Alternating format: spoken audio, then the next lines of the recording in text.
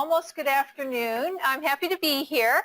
As Janice mentioned, my name is Diane Andrea. I'm the Health Promotion Program Consultant, big words there, for JW Terrell, which is your broker. A little bit on my background as well. I'm a registered and licensed dietitian. I've done some health coaching in the past. I'm a certified wellness compliance person. But basically I'm just telling that because I bring lots of different tools to the table today. So we'll be talking about Nutrition 101. Hopefully you'll come away with something, maybe. That's my goal, is that you come away with something maybe you didn't know before, or maybe at least get motivated to change something or to do something differently than you're doing today. So the next slide, I'm going to ask you, what would you all say is healthy eating? How would you describe healthy eating? Now what's in there that it's a no? Potato salad and Potato salad and rolls. You're pointing at the things that you shouldn't have. I don't know. When I think of healthy, I think like moderation. Okay, good. I like that word, moderation. Mindful. I like that word too. Very good. Yeah. What else? I feel like it's really changed. Ah. It seems like we used to always eat fruits and vegetables. Yeah.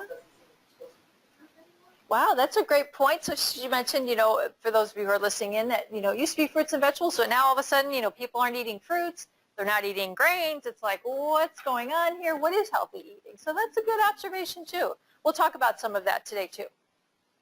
Anything else that when you think of healthy eating, what you think of? All right.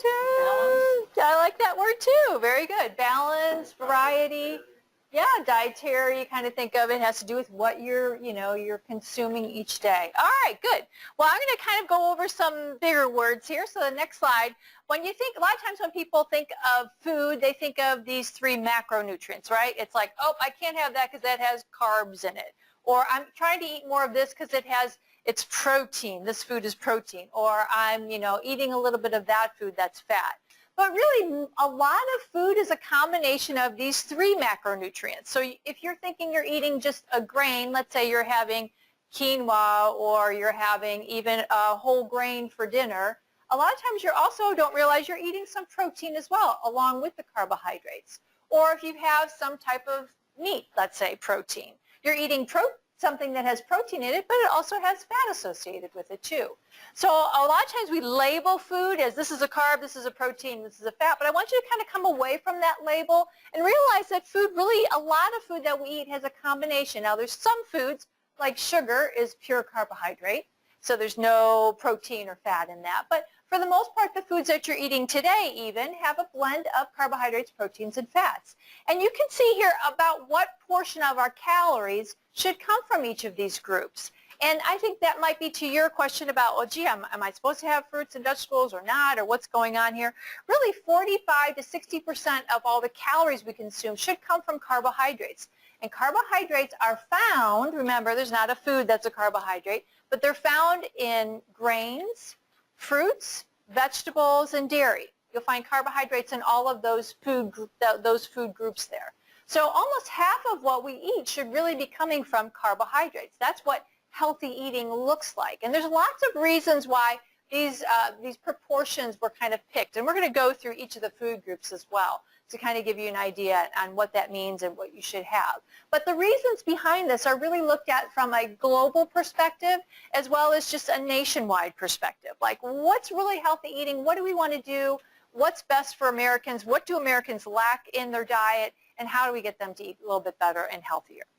Protein should be about 20 to 25% of your calories, and fat still about 30% of your calories. So that kind of gives you an idea on those macronutrients. So we're going to go to the next slide that just talks about, if you're wondering, and I know a lot of people always wonder, well, how many calories should I have? We're saying it's 30 or 40 to 45 to 60% of my calories. Well, I don't even know how many calories I have. So this is a real simple way of kind of figuring out how many calories you have. This would be the calories you would need to maintain your weight that you're at currently. So you would take, for a male, you would take 16 pounds per pound, 16 calories per pound of current weight. Women would be about 14 calories per pound of current weight. So you can kind of do maybe a little mental math there just to figure out about how many calories that you might need. And then when you think that would be to maintain the weight you're at, if you're very active, you're going to have to add on a little bit of some type of activity level onto that, 20% more. If you're very active, or if you're fairly active, maybe 30% more if you're very active, and that could kind of give you an idea. So half of your calories really should be coming from those carbohydrates, grains, fruits, vegetables, and dairy. So that's kind of where that all comes from, just to give you an idea. So we're going to look at the next picture here because this kind of gives us the just a nice icon that you can use when we're talking about healthy eating. How to develop or how to take those proportions and kind of put them into the food grouping. So how many of you are familiar with this plate that you've seen it before? Some of you yes, some of you not. Great. So this is put out from the USDA. And what they basically did is back in the 1950s, they started the dietary guidelines. So what they were doing and think about back in the 1950s, we probably didn't have a lot of the same challenges that we have today. There wasn't the high as obesity rates as we have today. There wasn't as high diabetes rates we have today. So back in the 1950s, it was just basically helping people to get the right kind of nutrients in. So they started dietary guidelines. They looked at what, as Americans, we were lacking. How do we get better at this? And they kind of started talking about how do we address these situations? And they put a bunch of really smart people together to develop these guidelines. Well, this group of people has changed over the years, but every 5 years they need to redo the dietary guidelines. And way back in probably about the 1980s, 80s-ish is when they decided to come out with some kind of a visual for what the dietary guidelines represented. So if you kind of remember the 4 food groups used to be, and then it was the pyramid, right? And now that what it is it's the plate, because I figure most people are eating off a plate. It's very easily recognizable. It's very also easy to kind of take yourself and put your meal onto a plate like this and to make sure that you're getting the recommended different nutrients in there. So that's what this comes from. So it's from a lot of research. They have individuals from the American Heart Association, Cancer Society, the Dietary or Academy of Nutrition and Dietetics. So all these individuals are together. Scientists are looking at this and helping us decide, well, what is healthy eating? So it wasn't just something that somebody just decided to drop and say, hey, let's try to eat like this, right? It really does have some evidence-based regarding why it looks like this. If you go to choosemyplate.gov, you can actually find out what a more specific plate would look like for you and what a serving size looks like for all the different food groups, etc., to help you kind of work out what that might look like. They have choosemyplate.gov for individuals who are like elderly. They have a different type of plate. For individuals who are pregnant, they have a different type of plate. So it helps in children. They have plates as well. And they have some fun different activities that you can do too. So we're going to look at each of these food groups individually and kind of talk about them. So the first one we'll look at is grains. So if you notice, that was about 1/4 of your plate is going to come from grains. So grains do contain carbohydrates. They contain protein. They contain vitamins, iron, and fiber, right? So I know a lot of people who tell me, well, I just don't do any carbs. I'm really low carb. They really miss out on a lot of nutrients here. So I have no problem if you're going to avoid what we call those bad carbs, high sugar, high fat type things. But we really like to see individuals try to get those whole grains and those grains into their diet. The goal is about 6 to 10 ounces, where an ounce is, as you can see there, like a slice of bread or half a cup of cooked pasta or cooked cereal. So it's not a whole lot. It's usually easy to get a grain. It's easy to grab a piece of bread or to get get your half a bagel, or in some cases maybe only 1/4 of a bagel. It just depends on how big your bagel is. But it's usually not difficult to get grains in. But I'll go through a couple slides here showing you what a grain portion looks like. So when we're talking bagels, we're talking the size of a hockey puck. So that's where a half of a bagel is a serving size, right? So those are called mini bagels today. That's right. Yeah, so we don't have those sizes anymore, right? So we have to be careful on that. And the next page too, to show you about 1 cup of like a cooked rice or cooked cereal would be about the size of a light bulb. So I think what happens oftentimes is we probably eat too much. Our portions are too large, and maybe that's why grains get the bad rap. I know for a lot of fad diets, which I'll talk about as well, they're taken out for different reasons. But I'd encourage you to try to make sure you're getting your grains in. Now on the next slide, you'll see if this is your idea of grains and you're getting these kind out, right? That's fine. That's totally fine with me, right? So those ones are those simple carbohydrates. They're refined, meaning they're not a whole grain. They're filled with sugar, as you can see here, all the types of sugar that you might find. But the next slide shows you that when we're talking about a whole grain, The word whole is very important because whole means it has all three parts of the grain kernel itself. Whether this is a wheat grain or whether it's an oat grain, all the grains will have three parts to them. The outer layer, which is the bran, so if you've ever had like wheat bran before, that's what it was, right? It's that outer layer, usually very thin layer. A lot of the fiber is found in the bran layer. The endosperm part is kind of the white fluffy part, and then the germ is a very important part of any grain kernel, because anyone have an idea why the germ is so important? Any ideas? So the germ is where the new plant's going to grow. So that's like the powerhouse. That's got all the nutrients in there because a new plant has to grow from there. So it's got a lot of great nutritional value to it. So what happens when you buy white flour or white bread or white crackers is when they use the white flour, they take off the bran layer and do something with that. They take out the germ and they get rid of that, and it's really just the endosperm that they're grinding, right? So that's what white bread is. So you can imagine you're missing a lot of important nutrients to that. You're lacking the fiber then, you're lacking some of those nutrients from the germ. When you have something that's whole grain, you have all three parts to that. And that's why that word whole is so important. When you're reading a label, look at the ingredients, because wheat bread just means they used the wheat kernel. They could have just used the endosperm of the wheat kernel. Unless it says whole wheat bread, then you know they've used all three parts of that. So a great example is next time you're eating popcorn, I want you to look at your popcorn that you've popped, because the hull, or that part that gets stuck in your teeth, that's the bran layer. The endosperm's the starchy white, fluffy part that comes in your popcorn kernel. And if you look really closely at the tip, you'll see sometimes it'll be a little bit darker yellow in color, and that's the germ where the new plant would grow. So that's why whole grains are so important. They've done lots of studies to show that having whole grains as part of our diet can help reduce risk, especially of cancers. So you want to be careful, and you want to be sure that you're focusing on whole grains, getting the best kind of grains in when it comes to eating grains, and then still watching your portion size on that. Actually, Absolutely. basically saying that like wheat bread is just Yes. as bad as like pork. But it's white, like it's really not a difference. If it just says wheat bread on there, so the only way you'll know is by, a lot of times you have to read the ingredients. And if the first ingredient says whole wheat flour, you're good. If the first ingredient just says wheat flour, then you know it's just the endosperm part. That's right. Yeah. Same thing with 7-grain bread.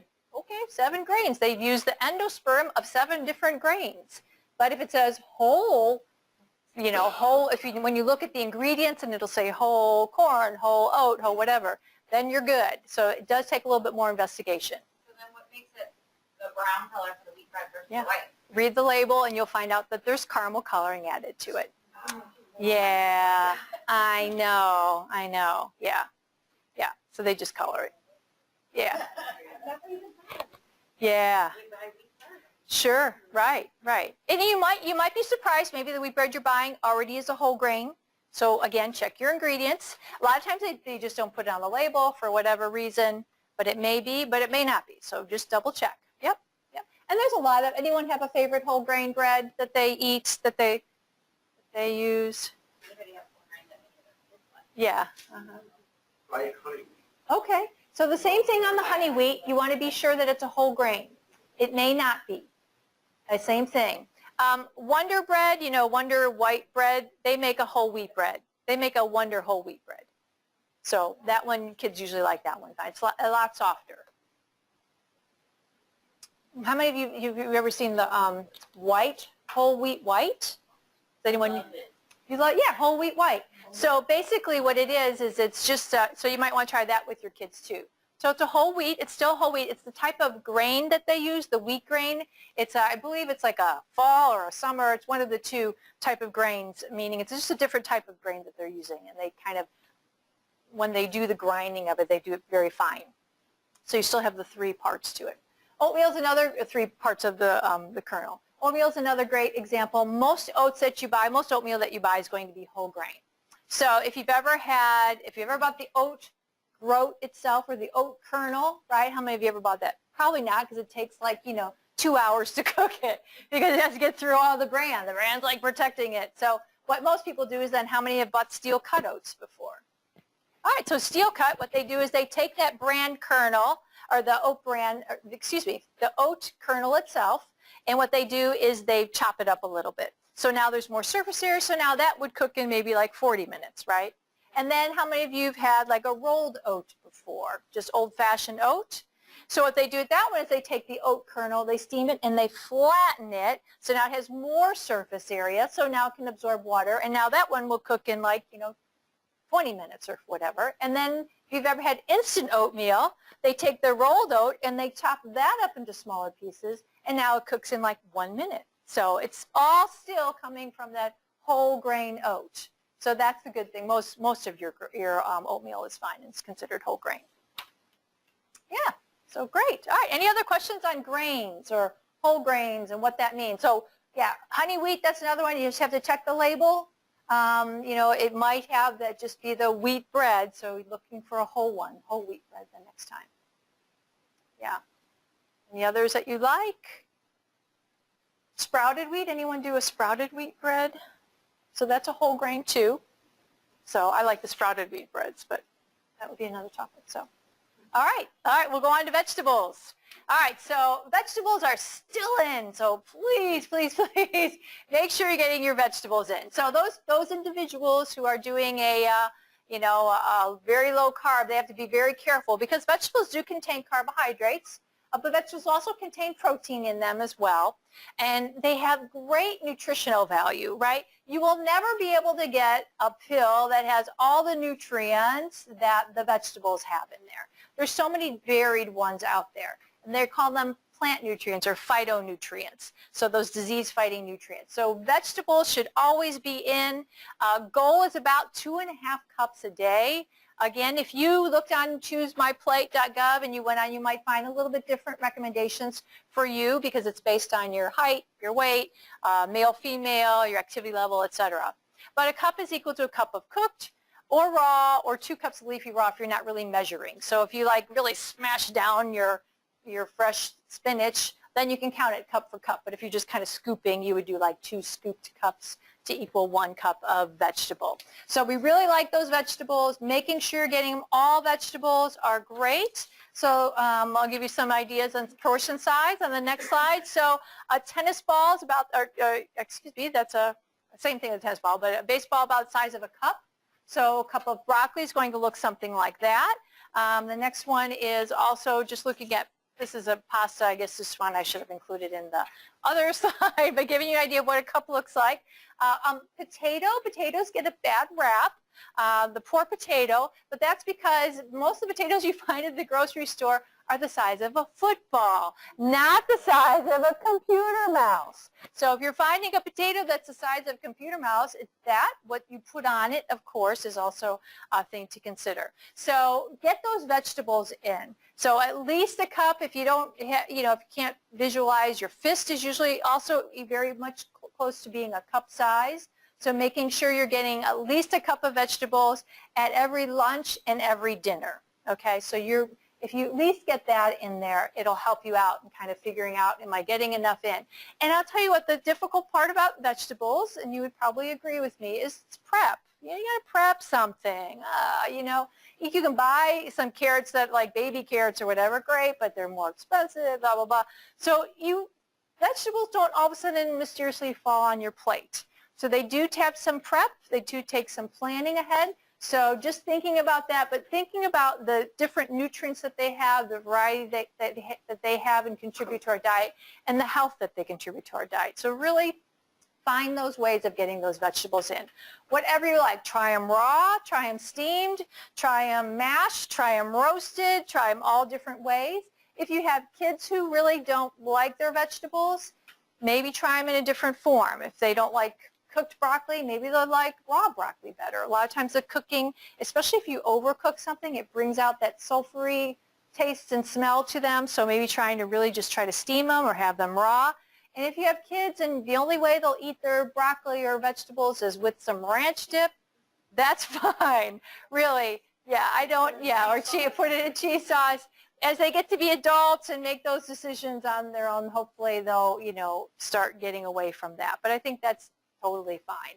I know some parents sneak it into foods, fine. Any way I can add vegetables into the things I'm cooking I'm always looking for that. Same thing with your recipes. So if you're making a casserole or a soup or whatever it may be, always add extra. They tell you have 2 carrots. I'm like, 2 carrots? Are you kidding? I'm going to put like 6 carrots in my soup. Not just have 2 carrots. So always find ways of increasing the vegetables. You're making a chili, throw in some vegetables in your chili. You can, if you've ever used like canned pumpkin, not canned pumpkin pie mix, but just the canned pumpkin. It's just basically the squash itself. Throw that into anything that has a red sauce in there. No one will even know it's in there. So it adds a lot more nutritional value to it. It adds actually some nice thickness to the sauce itself. So I add that to chilies or to pasta sauces, etc., and nobody even knows what it is. I have a pasta recipe that's like, everybody really likes it, and I'm not going to tell them. I'm like, you don't need to know what's in it. But so anyway, you can get those veggies in. So for you, when I do health coaching with individuals, that, like I said, it can take time. So finding what works for you. So I was working with an individual, she worked full time, she went to school in the evenings.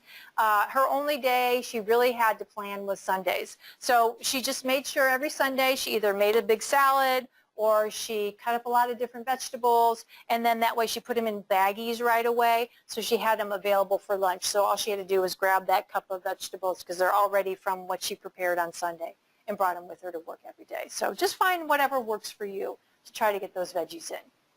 So any question on veggies?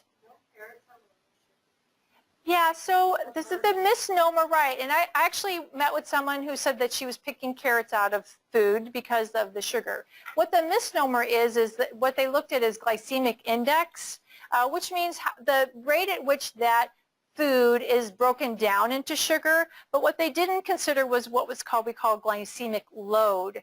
And that means that for the amount of carrots, you're not going to sit and eat 6 carrots. Most of the time you're going to eat 1 or 2 carrots. That load still is totally fine for you. And just think of all the fiber you're getting along with it. So I have no problem with that. I have no problem with starchy vegetables, either peas, corn. If that's the only vegetable you eat, I'd really like to see you try to expand yourself beyond that. Maybe look around, ask some friends what their favorite recipes are, how they,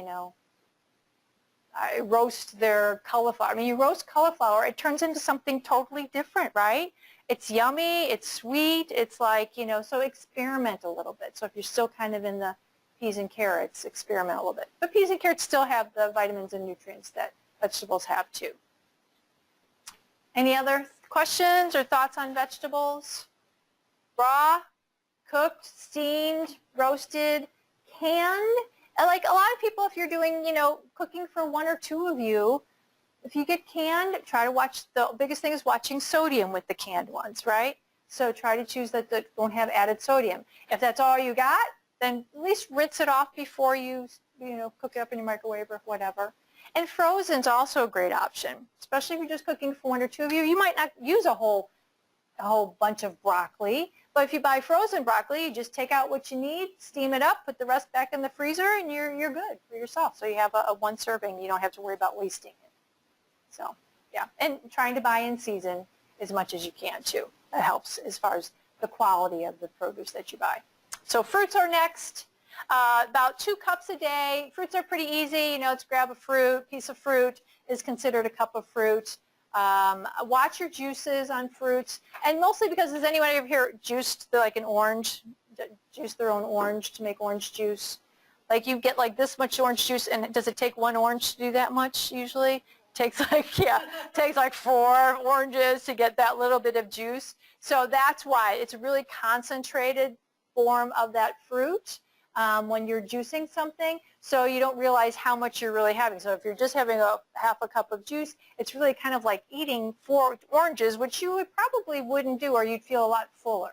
So I always caution individuals, watch your juice, no more than like a half a cup of juice a day. But get your fruit in 2 cups a day. And for some individuals, that, they may go over that. You can see all the great vitamins and minerals that fruits have, which is wonderful. So you've got, again, those phytonutrients going on there. So going a little bit over, you'll find when you go to choose my plate, some of you, the recommendation might be up to 3 cups of fruits a day. But the other thing is still watch your portion. So there's Fruits can be a concentrated source of calories. They have fiber along with them, but oftentimes they have a little bit more calories per ounce than other things may have. So just be careful on that. So like I had someone who told me, she loved watermelon. I'm like, that's great. I do too. She's like, yeah, I buy those little mini watermelons and I eat the whole thing. I'm like, okay, whoa, put the brakes on, You watch your portions still and your fruits. So portion size of fruit, same thing, a cup about, your fist. If you get a fruit if you go and you go apple picking and your apple comes back like this big, consider that maybe 1.5, maybe it's already 2 fruits. So for adults, I kind of try to have them keep it about 2 fruits a day. So some people need 3, but no more than that. So try not to snack on too much just because of the concentrated calories there. But great sources of protein, of vitamins and minerals, vitamin A, vitamin C, potassium, often a lot of the fruits and vegetables have those same nutrients in there. So you can see it as we're going along the plate there. Grains a quarter, vegetables and fruits take up half of your plate. So half of your plate should be vegetables and fruits when you're looking down at it. So, we tend to still kind of revolve our meal around the protein. Start thinking about those side items. What whole grain you're going to have, what fruits, what vegetables you're going to have there. Any questions on fruits? So they do have, sugar is one of the reasons why we try to keep it to about 2 cups a day. There's nothing wrong with a banana. So if you've ever been on Facebook before, you see these bananas, they're like, don't eat the banana. Like you think, oh my goodness, what's going to happen to me? I'm going to automatically gain 10 pounds. There's nothing wrong with a banana. So, those kinds of things kind of come in and out. Bananas have sugar. A lot of bananas are large size too. So yeah, again, if you're trying to keep a cup, your bananas, I always look for the smallest ones I can get. Some bananas are, the length of a loaf of bread. So again, be sensible with what you're having, and maybe you just have half a banana.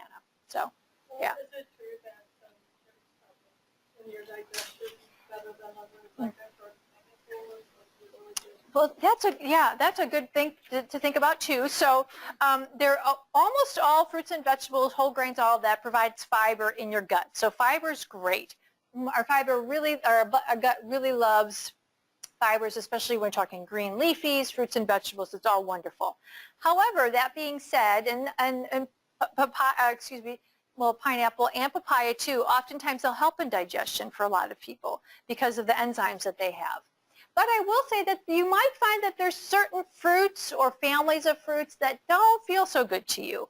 And a lot of times because fruits have a lot of different sugars in there, there's a lot of different sugars out there that your system, whoever you are, might not digest it as well. So people might feel real bloated, real gassy. It might cause some digestive issues. If there's certain fruits out there, pay attention to how you feel. And maybe that's just one to be careful of and avoid at certain times. So, if you eat a fruit and you're like, oh my gosh, I felt terrible, I can't eat any fruits, don't blame it on all fruits. It's probably that one in particular or that kind of family. So there's a whole kind of awareness of all the different types of sugars that are out there. And they're labeled under, if you've ever heard of a FODMAP, people talk about FODMAPs, fructo, oligo, disaccharides, monosaccharides. So it's kind of all these different sugars. And some people just don't digest some sugars the same way as they do other sugars. So some examples would be like some of the melons. Some people don't digest watermelon well. Some people don't digest things like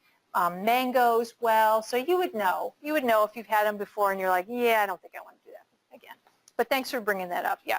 Some people feel that way, definitely. All right, moving on from fruits to dairy. So pour dairy in a little cup on the side, and for lots of reasons. So our goal is really about 3 cups a day. And the reasons why, let's look at what it contains. It's a nice mix of carbohydrates, proteins, and fats. So dairy can be a really nice, after workout drink, having a glass of milk or whatever it might be, or a yogurt or something. Because of that nice mix. It's got, you want to look for low-fat dairy, but it's got a good source of calcium, which especially for women trying to get enough calcium in, it's got vitamin D in there, and it's got protein, of course. So it has a lot of nutritional value to it. And you can see that if you're looking for 3 cups a day, a cup is going to be like a cup of milk or a cup of yogurt or an ounce of cheese. But there's reasons why people maybe don't get that. Number one reason was a lot of times people feel a little bit not so good after they drink milk because they're unable to digest the lactose in there, the milk sugar it has. Just like those other fruits have different types of sugar, so there's the lactose as your milk sugar. And so then they kind of don't feel so good and they just kind of cut out all dairy. And you don't necessarily have to do that. There's some options and some ways around that. You can buy some milks that already have that sugar digested or taken care of, those lactate milks. You can get a little pill that you can take, like if you're going to go out for ice cream. You can get a little pill that kind of helps digest that milk sugar for you ahead of time. You could choose some non-dairy sources of milk, right? So what ones do you all drink? Anyone? Almond, yep. Soy, almond, soy, coconut, yep. The only thing you want to make sure is that we want to get those nutrients that we usually would get from regular cow's milk, and that's make sure they have calcium and vitamin D, which all the reputable companies out there have those added to them. So they add that back to them. That's why I'd always say shake the milk before you serve it, because a lot of times those calcium and vitamin D, et cetera, the fortification, they settle down at the bottom. So that's why you got to shake them up to make sure they go. When you take your drink, you have some of that in there. So you can do the non-dairies like that. You can do some of the lactate milks, et cetera. Yogurt tends to be a lot easier for people who have lactose intolerance to digest. Sometimes you can maybe just have a little bit with a meal. So play around with it a little bit, see what's going on. If you have there's lots of different allergies out there, you know yourself the best. The other thing about cheese is that cheese does have a lot more calories and it also has a lot of saturated fat in there. So the same thing with your yogurts and milks, try to choose low fat or fat free. Now if you have full fat dairy and you like full fat yogurt, that's fine. Just remember you're getting a little bit more saturated fat in there than what would be recommended. So just be careful. That's why we usually recommend the low fat. So on the next slide you can just see what a serving of cheese would be. I asked real quick, what was the process versus the regular cheese on that previous slide? Oh, like Velveeta or something, because there's not as much calcium in those as the other cheeses. So, well, it depends on how you define processed. I mean, cheese is just like a cultured milk.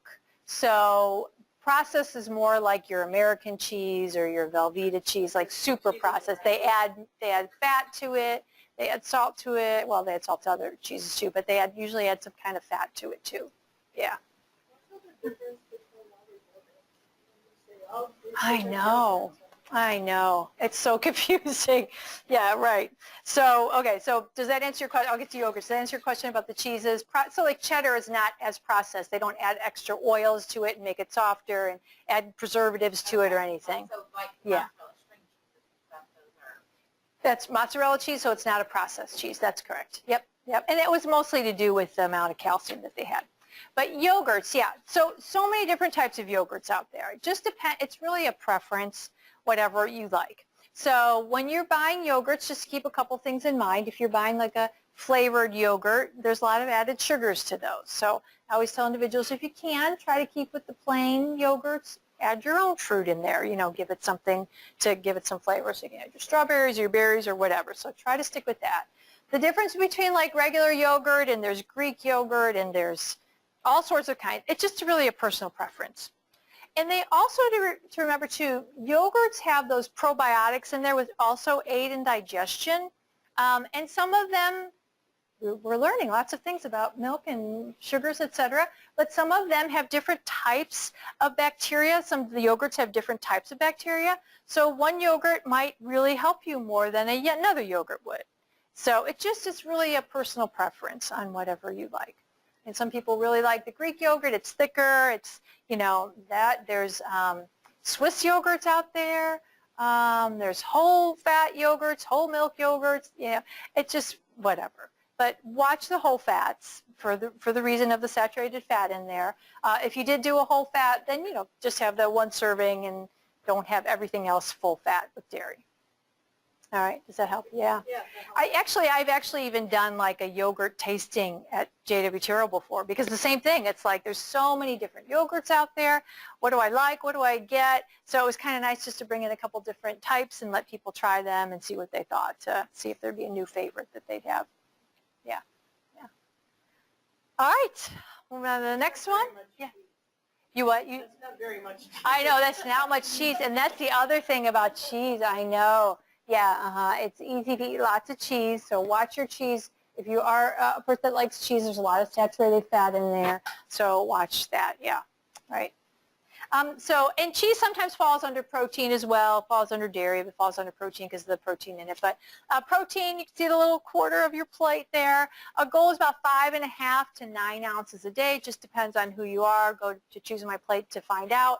Whereas an ounce is an ounce of lean meat, poultry or fish, an egg, 1/4 cup of cooked beans and peas, like your black beans, kidney beans, split peas, that type of thing, not your green peas. And a tablespoon of nut butter, so peanut butter, almond butter, whatever you like, or 1/2 ounce of nuts, which is about the portion in your palm of your hand. So be careful on nuts. Nuts are great. All the protein has protein and fats in it, great sources of iron, zinc, vitamin 12, vitamin B12. Nutrients that you don't get, you notice you don't get these in any other food groups that we've looked at so far. So protein's good. It's great. You can choose non-meat sources of protein. You can choose, you can be a flexitarian these days, where maybe you want to just eat a little bit of protein, a little bit of meat protein, animal protein, but mostly or plant-based protein. Maybe you'd be a pescatarian, where you're going to have fish, and that's the only animal protein you use. There's a variety of things, but try to get some protein in every day. I think people pretty much understand that and understand the importance. The next slide, though, the only thing I want to caution you on protein is watch out for those highly processed proteins, like bacon and sausage and bologna, right? So the American Institute of Cancer Research looked at those types of highly processed meats. So again, they're probably either being smoked, or there's things added to them, et cetera, that makes them very processed. And they found, and I'm going to give you an illustration here. So you know the link between smoking and lung cancer. It's a very strong link, right? The research is just showing it's a very strong link. The link between eating processed foods and developing cancer is a really strong link. Doesn't mean that eating processed foods is just as bad as smoking. Doesn't mean that at all. What they're just saying is that the research is really strong. So they're trying to encourage all Americans to really avoid, cut back, whatever that means to you, of your highly processed meats. Okay? And so I get this question a lot this year. What if I'm buying a, side of beef from a farm, et cetera, and they're smoking it or whatever. They're not sure what it is. Is it, if we could just buy nitrite-free sausage or nitrate-free bologna or whatever, is that okay? They're not sure what it is in the processing. It could be in the smoking process itself. It could be the additives, the nitrates and the nitrites that they're adding. They're not sure. All we know is try to keep your processed foods low to no.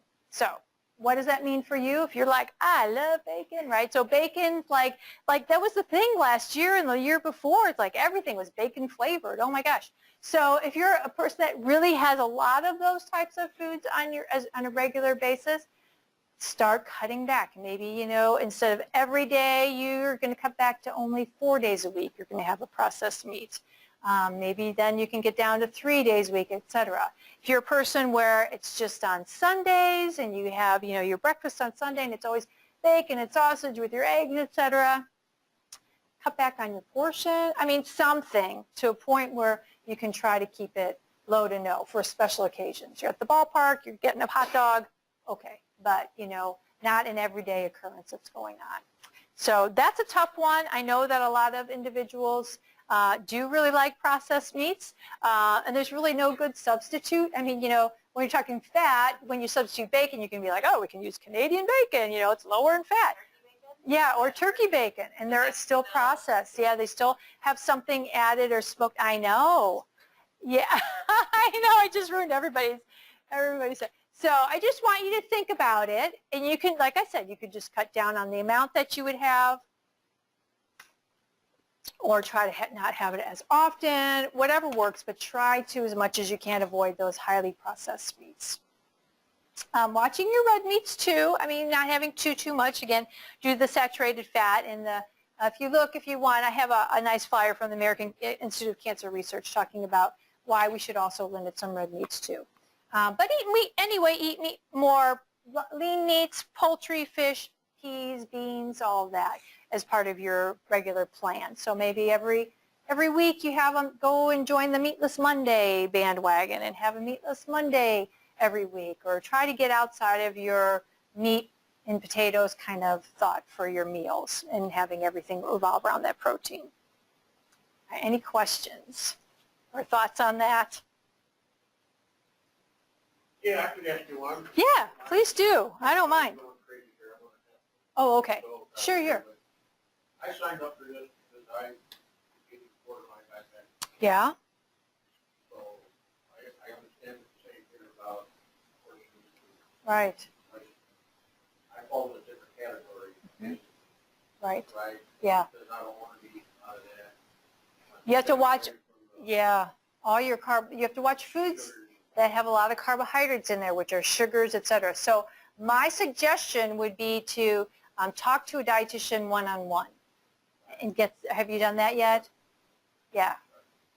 Have you done that yet? Have you spoken to someone? So that would be a good place, because then they'll help you figure out what you normally eat. So this is more, it would be a therapeutic diet, what we would call. This is, kind of general information. But you bring up a great point that, When I started, I got off a lot of food, but I didn't like food. yeah, right. Someone told me that all the sugar I eat is good. Yeah, So I'm right, ready. right, yeah, Yeah, so best bet would be to speak with the dietitian one-on-one.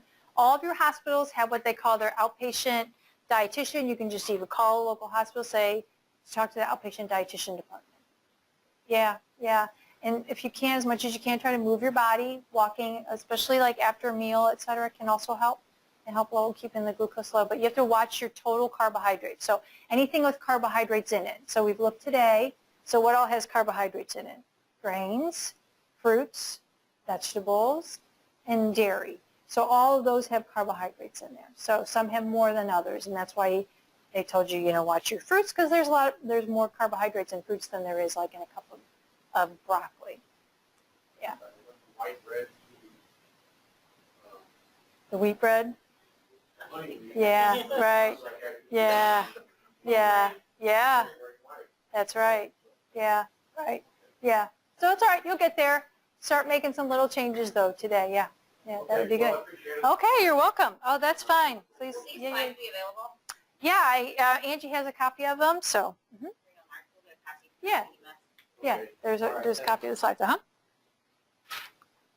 right, we'll move on to fats. Not a problem.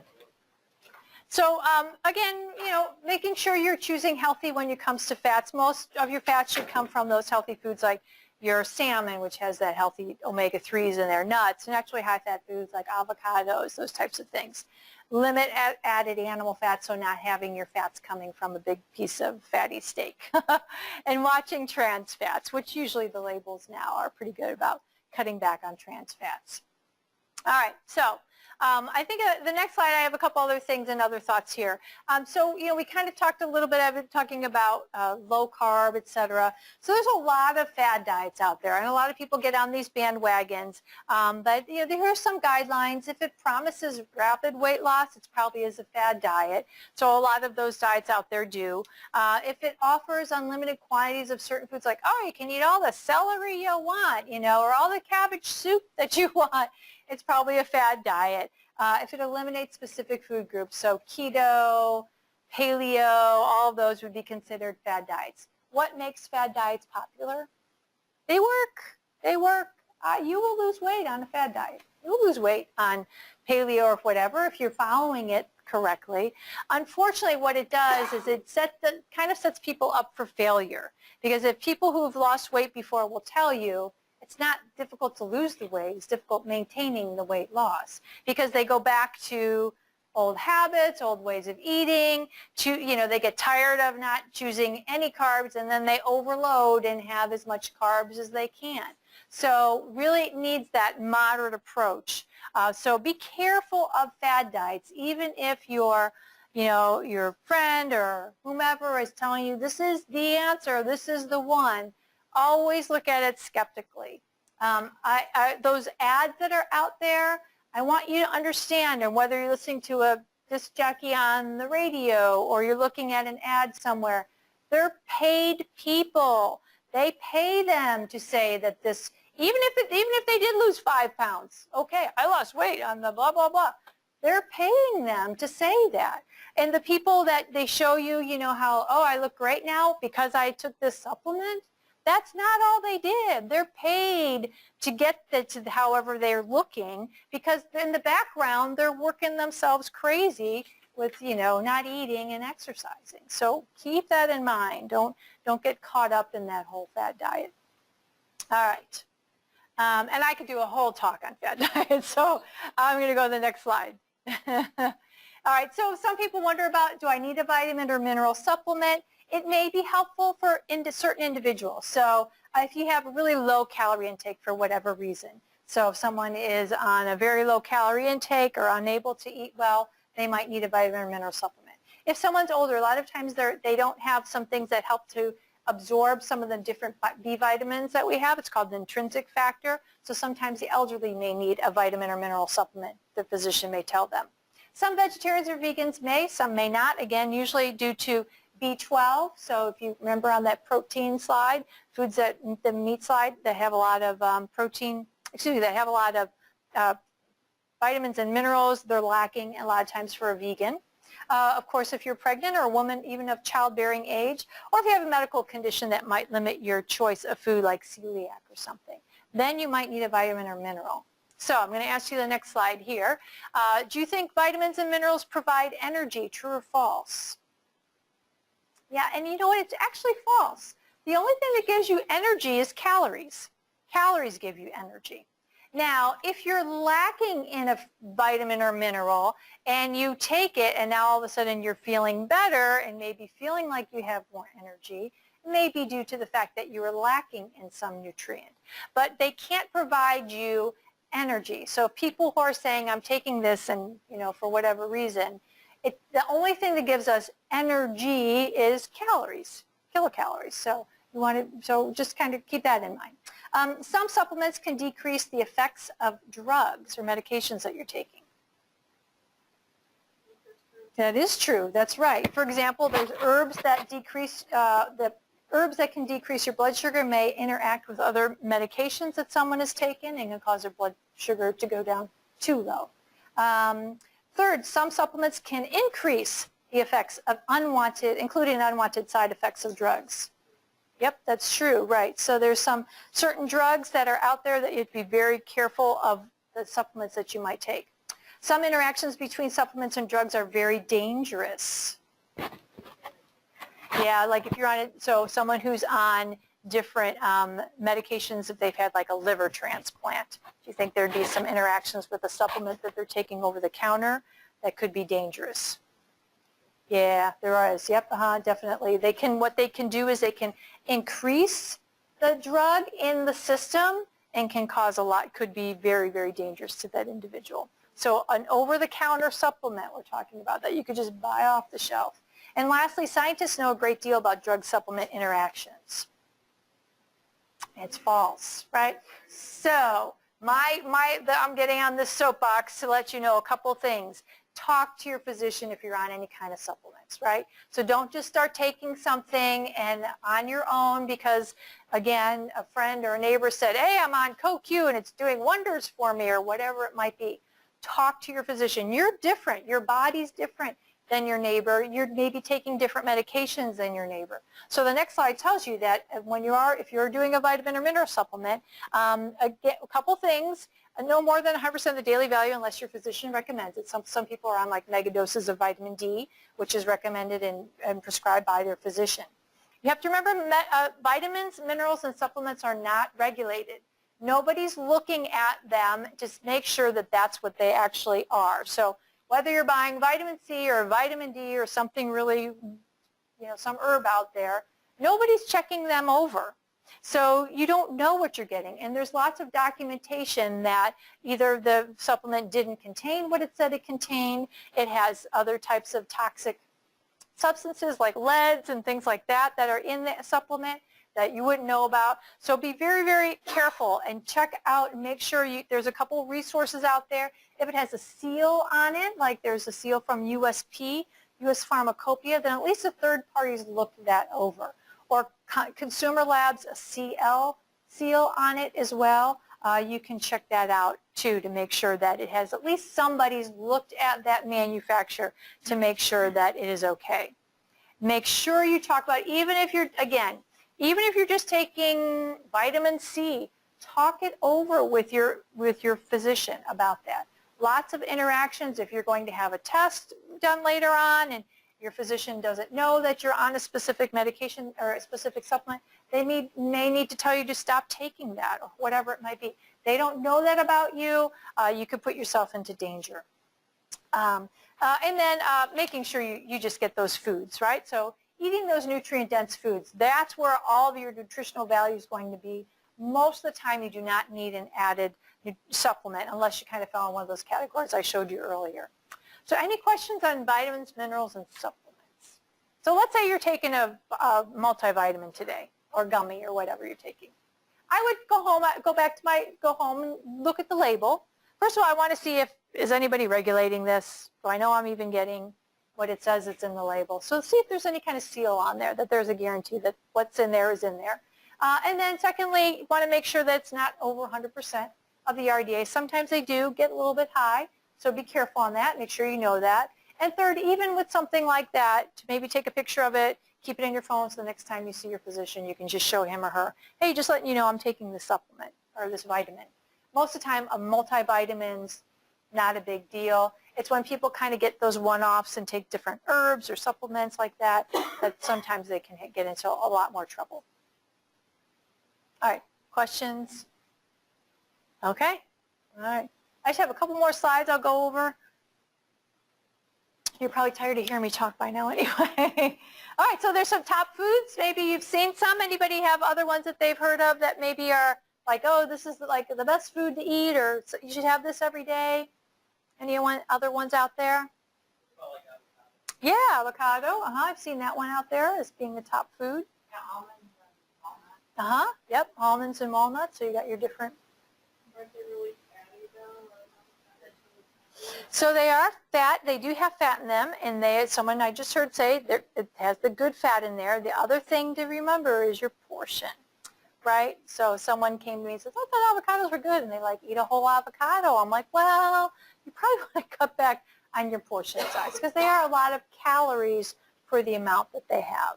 Well, what about guacamole? As long as you're keeping the sugar content and guacamole low, or you make it yourself with the tomatoes, cilantro, and all that stuff. So it's just got tomato, cilantro, and avocado in it? Yeah, I mean Yeah. Yeah. So you'd watch your sodium. The other thing is too, what are you dipping in it? So is it?